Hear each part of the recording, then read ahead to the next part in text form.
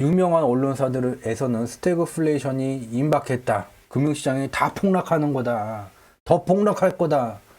라고 주장하고 있지만 그와 같은 주장을 보도하는 언론사, 그리고 현재 스태그플레이션에 따라 금융시장이 폭망한다고 주장하는 유명한 사람들, 2020년에 뭔 짓을 했는지 보게 되면 2020년 모든 언론사가 경제대공황을 말하고 유명한 사람들 모두 폭망을 한 입으로 똑같이 외쳐대고 국제 포럼까지 열어서 다 같이 입을 맞춰서 폭망한다 2020년에 외쳐왔지만 아무 일도 벌어지지를 않았어요. 그들이 현재 똑같은 짓을 반복하고 있기 때문에 저희는 감히 공개방송을 통해서 저희의 분석 결과에 오픈 수위를 조금 더 올려서, 특히 오늘 더 올려서 이 썩을 놈들이 또다시 뭔 헛짓거리를 하고 있는지, 2020년에 써먹었던 그 방법 그대로 지금 사람들이 현혹하고 있다는 것, 이것을 우리는 지금부터 그들이 감추고자 하는 것이 무엇인지를 눈으로 확인해 보도록 하겠습니다. 자, 우리가 이번 주 월요일 날 바로 글로벌 금융시장이 또 폭락하는, 미국 증시가 폭락하는 현상이 나타나게 됐어요. 그러한 이유로 미국의 5월 물가가 8.6%로 4월에 8.3%에서 다시 상승되게 됐다. 이봐라, 미국이 3월서부터 고물가를 잡겠다고 기준금리를 올리고 뭔가를 지금 하고 있는데 제대로 물가가 제어가 안 되게 된다. 이렇게 되게 되면 고물가 현상이 지속되게 될 것이고, 고물가로 인해서 원재료의 가격이 올라가면서 기업들이 마진이 줄어들게 되고, 마진을 높이겠다고 제품 가격을 올렸다가는 수요마저 감소가 되게 되면서 장기 침체에 빠지게 된다. 그렇다고 물가를 잡겠다고 기준금리를 무리하게 상승하게 되면 이에 따라서 또 글로벌 경기의 개선세가 침체되게 된다와 같은 주장을 하고 있는 것이죠. 5월이 되어서야 기준금리를 1.0%로 다시 높이고 6월 1일서부터서야 시장의 추가 유동성을 흡수하기 위해서 보유하고 있었던 우량 채권과 국채를 시장에 매각하고 그 매각하는 채권의 가격만큼 유동성을 흡수하는 대차대조표 축소라는 것을 진행을 하게 됐어요. 즉 본격적으로 미국의 중앙은행이 고물가와 관련돼서 정책적으로 대응하는 것은 기준금리 인상과 추가적인 미달러 유동성 흡수를 진행하는 것은, 본격적으로 진행하는 것은 6월이 된다는 것을 우리는 매우 상식적으로 구분해서 알 수가 있게 되죠. 근데 우리가 공개방송을 통해서 계속 강조해 온 바와 같이 정책이라는 것이 시작이 되게 된다면 이 정책이 잘 되고 있는지 잘 못 되고 있는지를 확인을 해야지 되는데 시간이 소요가 되게 돼요. 그것이 아무리 빨라도 이 정책이 실물 경제에 어떻게 반영되고 있는지를 확인할 수 있는 최소한의 기간이 3개월이에요. 적어도 3개월이 지나야지 경제지표, 숫자로 표현된 경제지표에 실적으로 이 정책의 효과가 반영되게 돼요. 9월 2022년 3분기 말 정도가 되어야지 이와 같은 미국의 중앙은행의 고물가 제어 정책이 효과를 발휘하고 있는지 아닌지를 확인할 수 있다는 거죠. 그런데 시장에서는 뜬금없이 미국이 기준금리를 0.5%로 3월부터 높였고 5월서부터는 1.0%로 높였으니까 5월에는 이전에 8.3%보다 더 낮아지겠지 라고 시장에서 예상을 했는데 그 시장의 예상치를 넘어섰대요. 그렇기 때문에 금융시장이 폭락했대요. 정책이라는 것은 시간이 소요가 되게 돼요. 6월서부터 적극적으로 미국의 물가, 고물가 현상을 제어를 하는 정책들이 시작이 된 거고, 적어도 9월 정도가 되어야지, 3분기 말이 되어야지 그 성과를 확인할 수 있다는 거죠. 그렇기 때문에 그 시점이 되기 전까지 미국의 인플레이션율이 현저하게 하락할 것이라고 기대하는 것은 망상에 불과하다는 것을 우리는 반드시 기억을 해야지 되겠죠. 그리고 이와 같은 이유를 갖고 금융시장이 폭락을 했대요. 스태그플레이션이 다가오게 된다. 아니, 경기 침체, 고물가 속 경기 침체가 다가오게 된다면 여러분들은 무엇을 하겠습니다? 위험 자산을 팔아버리겠죠. 그리고 안전 자산을, 세계에서 망하지 않는 나라, 세계에서 1년이라는 기간 동안에 가장 많은 부를 일구는 국가 미국의 국채를 사야지 되겠죠. 국채는 근데 왜 이게 빠집니까? 시장의 거대 자금은 그와 반대로 움직이고 있다는 거죠. 스태그플레이션 공포 때문에 국채가 빠진 게 아니라는 거예요. 무엇 때문에 빠졌습니까? 미 달러 선물이 6월 13일 날 월요일 날 어저께 금융시장 폭락했던 그 당일이 미 달러 선물 만기 일이었어요. 미 달러는 저희가 공개 방송을 통해서 지속해서 공유해 왔기 때문에 좀 더 상세한 분석 내용이 필요하신 경우는 최근에 저희가 녹화 편집본으로 제공드린 그 자료들을 보게 되면 거기에 링크가 달려져 있는 것도 꼭 봐야 되겠죠. 많은 이야기들을 알 수가 있게 되고 저희에게 질문을 남기신 것보다 더 많은 것들을 가져가실 수가 있어요. 다만 그와 같은 분석 내용을 월 회비를 받는 상업적 목적으로 사용하시게 되게 된다면, 저희와 협의 없이 사용하시게 되게 된다면 지재권 위반에, 법률 위반에 해당된다는 것을 참고로 말씀을 드릴게요. 미 달러는 2021년 5월서부터 미 달러 유동성이 증가되고 있음에도 불구하고 미 달러 가치의 상승 현상이 진행되게 됐고, 2022년 3월서부터는 다시 상승세가 더욱더 격화되는 현상이 나타나게 됐죠. 근데 미국의 중앙은행은 6월 1일서부터 대차대조표 축소를 진행하게 돼요. 이렇게 되게 되면 채권의 매도 물량이 더 증가가 되게 되고, 그에 따라서 안전자산에 투자되어 있었던 투기 자금들이 이탈되는 현상이 나타나게 돼요. 즉 쉽게 말해서 채권과 함께 미 달러에 투자됐었던 자금이 이탈되면서 미 달러의 강세 현상이 끝나게 되게 되죠. 그래서 5월 4주차부터 이와 같이 하락세로 전환됐어요. 근데 6월에 들어와서 자기의 미달러 선물 만기일이 코앞으로 다가오게 되니 다시 이전의 상한 수준까지 반등하는 현상이 나타나게 됐고, 시장은 이와 같은 미달러의 과도한 상승에 의해서 2020년 기간 하락세를 만들다가 5월 4주차 이후부터 상승세로 전환됐다가 다시 폭락하는 현상이 지금 나타나게 된 것이죠.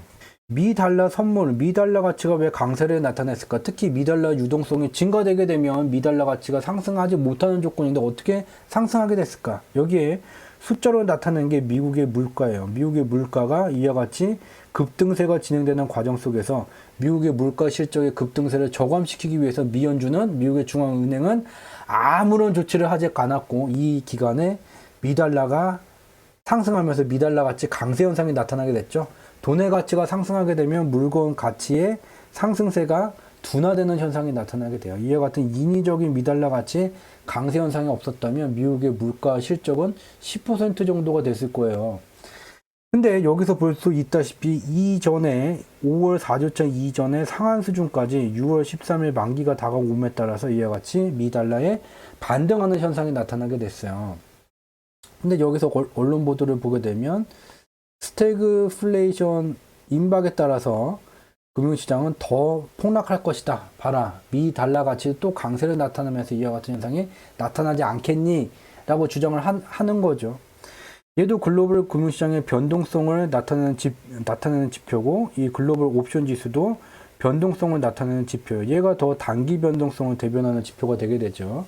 글로벌 금융시장의 하방 변동성이 격화되게 된다면 2020년 3월과 같이 코로나19 감염 확산으로 실물 경제가 멈춰서면서 글로벌 금융시장의 폭락 현상이 나타나게 되면 옵션 지수는 파란 선을 넘어서 이와 같이 급등하는 현상이 나타나게 돼요. 근데 그 뒤에 보게 되면 옵션 지수는 단 한 번도 파란 선을 넘어서는 현상이 현재까지도 나타나지 않았죠. 왜?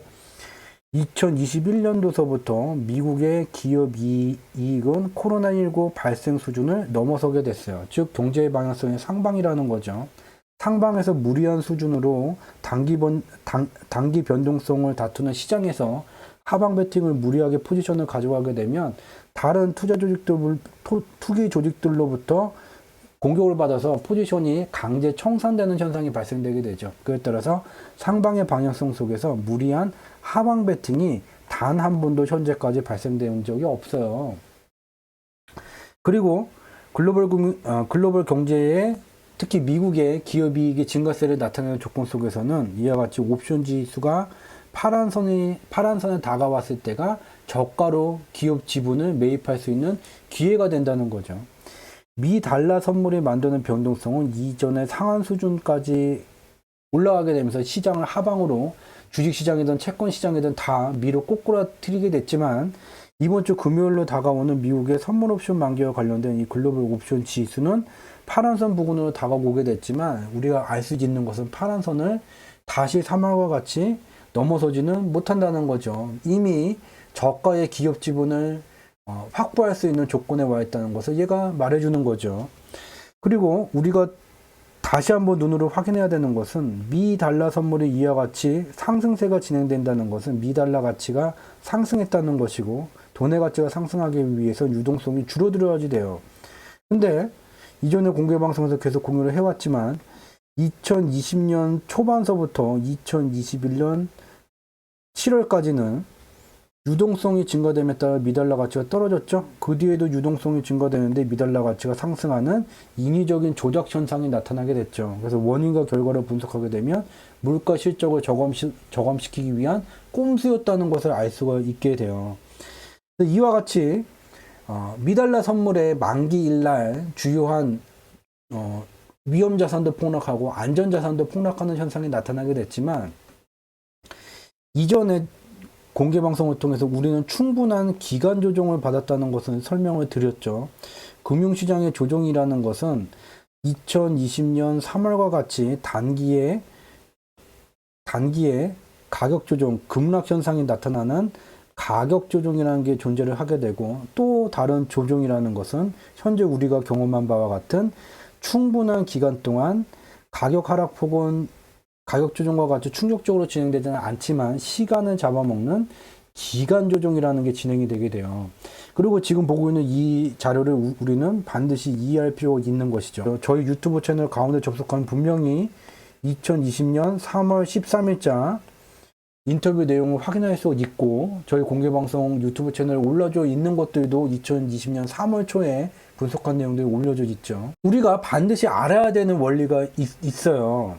글로벌 금융시장의 방향성은요, 경제의 방향성에 수렴되게 돼요. 이 방향성 속에서 주기적으로 1개월과 3개월마다 변동성이 발생되면서 오버슈팅도 나오게 되고 언더슈팅도 나오게 되고 이와 같은 변동성이 만들어지게 돼요. 또한 변동성이 만들어지는 원리는 두 가지예요. 3개월 주기를 갖게 되는 선물 시장과 1개월 주기를 갖게 되는 옵션 시장에 의해서 즉 이 두 가지를 파생시장이라고 말하죠. 파생시장의 주기성에 의해서 이와 같이 변동성이 만들어지게 돼요. 또 하나 상방으로 무리할 정도로 변동성이 진행됐다. 상방 변동성이 무리하게 진행이 되게 됐다. 그러면 그 뒤에는 반드시 반대쪽으로 포지션이 전환되게 되고 하방 변동성이 무리하게 진행이 되게 됐다고 반드시 반대쪽으로 진행되게 돼요. 2020년 3월에는 가격 조정이 진행되게 되면서 무리한 수준으로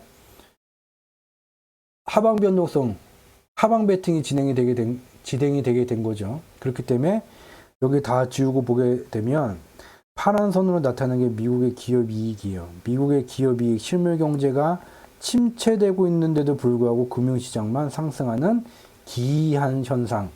옵션 지수로만으로는 감히 이해를 하지 못하는 기이한 현상이 나타나게 된 거죠. 선물 매도 포지션이 과도한 수준까지 진행이 되게 된다면 그 뒤에는 선물 매수 포지션이 진행이 되기 때문에 실물 경제가 침체됨에도 불구하고 금융시장은 2020년 3월 20일 이후에 반등 국면이 진행이 되게 됐죠. 그 이후에 미국의 정책이 코로나19 동기부양 요청의 효과를 발휘함에 따라서 미국의 기업이익의 개선세가 진행되게 됐고 글로벌 금융시장에서 변동성을 만드는 놈들은 상방 포지션을 더욱더 강화해 왔던 거죠. 근데 현재를 보게 되면 2021년 5월 이후에 정확히는 7월서부터 이와 같은 하방 포지션, 즉 미 달러는 향후에 상승한다는 선물 매수 포지션이 갖춰졌고 미달러의 단위로 가치가 측정되는 상품들은 반대로 하락하면 돈을 벌겠다는 선물 매도 포지션이 2021년 5월 이후부터 지금까지 1년이 넘는 기간 동안 장기간 구축되면서 시장을 눌렀죠. 그러면 뭐예요? 이것은 가격 조정이 아닌 기간 조정이에요. 근데 똑같죠. 충분한 기간 동안 하방 포지션이 진행이 되게 되면 그 뒤에 뭐예요? 설사 스태그플레이션이 정말 내일서부터 발생이 돼서 2020년 상반기와 같이 미국의 기업이익이 침체가 되게 되더라도 이 원리에 의해서 금융시장은 어떻게 될 것이라는 것을 우리는 이미 현재의 미국의 기업이익은 2021년도서부터 코로나19 발생 이전 수준을 넘어섰는데, 이 당시에 2020년 3월 전후에는, 상반기에는 미국 실물 경제 자체가 진짜로 침체되고 있던 중에도 이와 같은 글로벌 금융시장의 변동성 원리에 따라서, 선물 포지션 변화에 따라서 이와 같은 포지션 전환이 나타나고 하락세가 상승세로 전환이 되게 된 거죠. 똑같은 조건에 와 있어요. 변동성이 제거된 S&P 500 주가 지수의 수명주기를 갖고 왔어요. 수명주기는 제일 밑에서부터 태동기, 성장기, 성숙기, 쇠퇴기로 구성이 되게 돼요. S&P 500 지수는 이미 1990년 말에 상승생애가 종료되게 됐어요. 상승생애가 종료되게 되면 새로운 생애를 만들기 위해서 출발했었던 태동기를 귀향하는 윤회 과정이 진행이 되게 되고, 윤회 과정 속에서 2000년 초반에 글로벌 경제의 호경기가 진행됨에 따라서 다시 역사적 평균 속도를 의미하는 경유지 위로 상승하는 반등 국면이 진행. 이후에 이제 2008년 전후로 윤회 과정이 종료가 됐고, 그 이후에는 지금 상승생애가 진행되고 있는 중이에요. 상승생애가 진행되고 있고, 2010년 이후에 미국의 기업이익을 보게 되면 여기에 빨간 화살표로 나타난 바와 같이 고점대와 저점대가 모두 높아지게 되는 상승 추세가 진행되고 있는 중이죠. S&P 500은 새로운 생애를 만든 상승생애가 진행되는 조건에다가 미국의 실물 경제도 개선세가 진행되게 돼요. 선물 매도 포지션이 너무 과도하게 작용해서 이 대형주가 태동기까지 끌어내려져 왔으면 그 다음에 포지션이 전환되게 되면서 선물 매수 포지션이 진행되면서 다시 S&P 500 지수를 태동기 위로 올려 세운 거죠. 2020년에는 코로나19 감염 확산으로 똑같이 얘가 지금 태동기 밑에까지 들어와 있죠. 일시적인 미국의 기업이익 침체세가 발생되게 됐지만 미국의 코로나19 경기부양연청이 만든 경제 방향성은 상방이었었죠. 그렇게 되면 다시 위로 올라서게 되고, 지금이 여기에요. 다시 2021년 5월서부터 현재까지 미달러 선물 매수 포지션과 연동된 다른 금융상품들에 대한 선물 매도 포지션이 진행되게 되면서 S&P 500이 여기까지 와 있어요. 그럼 뭐예요? 포지션이 전환된다. 향후에 미국의 기업이익의 상승 추세가 지속되겠습니까? 또 이전의 공개방송 내용에서 미국의 핵심 성장 동력이 부동산 부문이고, 부동산의 수요가 어떻게 구성이 되고 이 수요들이 어떠한 조건에 와 있을 때 미국의 기업이익은 증가되어져 왔고 어떻게 될 것이다 공유한 내용이 있죠. 경제지표 스토리텔링에서 진행하는 매주 화요일 목요일 밤 10시에 진행하는 공개방송 바무리진 그대 외에 추가적인 경제지표의 원인과 결과 분석 내용을 확인하실 수 있는 추가적인 채널을 좀 설명을 드릴게요. 저희 유튜브 채널 외에도 저희가 운영하는 카페가 2개가 되게 되고 블로그가 하나가 되게 돼서 총 3개의 채널을 추가로 운영하고 있는 중이죠. 먼저 유튜브에다가 저희 경제지표 스토리텔링을 검색을 하시게 되면 저희가 운영하는 유튜브 채널이 이렇게 검색이 되게 되고, 여기에 정보라고 되어 있는 쪽을 클릭을 하게 되면 여기에 이제 링크 주소를 확인하실 수 있죠. 얘를 이제 마우스로 긁으셔서 오른쪽 버튼 누르고 복사하기를 누르신 다음에 새로운 창에다가 얘를 갖다가 붙이시게 되면 저희가 운영하는 카페 2개 중 첫 번째 카페인 주상지라는 카페가 조회가 되게 돼요. 여기 좌측에 있는 메뉴 중에 이 무료 콘텐츠라고 되어 있는 이 메뉴를 통해서 좀 더 많은 경제지표의 원인과 결과 분석, 과거서부터 분석해온 그러한 저희 분석 내용들을 모두 확인하실 수 있게 되고요. 또 녹색 검색 창에다가 저희 경제지표 스토리텔링이라고 검색을 하시게 되면 이 중간에 우리가 사는 세상 바로보기라는 것을 확인하실 수 있고, 얘를 클릭하게 되면 저희가 운영하는 네이버 블로그가 연결이 되게 돼요. 이 네이버 블로그를 통해서는 공개방송이 매주 화요일 목요일만 진행이 되게 되는데, 이 블로그를 통해서는 좀 더 많은 이야기들을 주중에 확인하실 수가 있다는 점 말씀을 드리고요. 그리고 마지막으로 아까 검색을 했었던 거에 제일 밑부분에 또 경제지표 스토리텔링 카페라는 게 또 연결이 되게 돼요. 저희가 운영하는 카페는 주상지라는 카페와 경제지표 스토리텔링이라는 카페가 2가지예요. 근데 이 경제지표 스토리텔링 카페에는 더욱더 많은 이야기들이 들어있지만 유료 과정이기 때문에 이에 대한 상세한 설명은 여기서는 하지 않도록 하겠습니다. 이와 같이 매주 화요일 목요일 밤 10시에 진행하는 저희 경제지표 스토리텔링이 진행하는 공개방송 바무리진 그대와 관련된 추가적인 콘텐츠들을 확인하실 수 있는 카페 2군데, 블로그 1군데를 설명드렸습니다. 공포 속에 지금 기회에 와 있다는 것을 다시 생각하면 입가에 미소가 반드시 지어지게 될 것입니다. 저는 이만 물러가도록 하겠습니다. 고맙습니다.